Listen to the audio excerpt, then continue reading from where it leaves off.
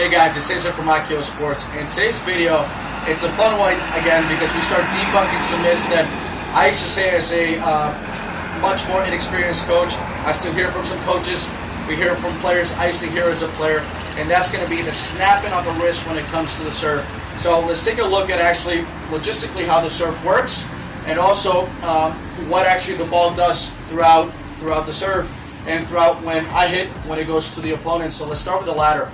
Once this ball is hit, for most of us, the ball has to go up before it comes back down. So of course, depending on the serve, you have some shapes that are a lot more up and down. You have some shapes that are a little bit more linear. So that's of course your flat serve, your kick serve, maybe even some slice if you want some shape on it. But at the end of the day, the ball will always go up. The exception will be if somebody's about 6'6", 6'7", and they have that reach. For example, we look at Ivo Karlovic. You look at John Isner, their trajectory is straight down. Those players are about 6'10", 6'11". So for most of us, normal human beings, and when it comes to height, of course, they're normal as well, they can go down. Most of us cannot. So when we hear we have to hit down on the serve, it might feel that way, but that's not realistically how it happens. Okay, so that's myth number one debunked. You always have to hit the ball up. So when it comes to now snapping on, okay, snapping the wrist on the serve, we now know that if the ball cannot go down, the point of this is not much. What truly happens though, when we're talking about snapping, is really the internal rotation, the force we put now as we come here.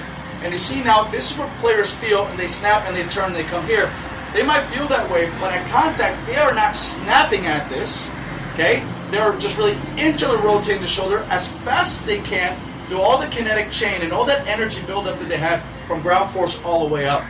So, again, this snapping motion, all it does is, sure, it might give them an idea, but if they start really snapping, now we start putting the TFCC joint in play, we start putting now the extensors, the flexors in play, we start putting in our bones throughout our hand, our carpals in play, we start putting a lot of things in play, okay, that now have overuse, they're not being used the right way, and then injuries start creeping in through it be a traumatic injury or an overuse injury.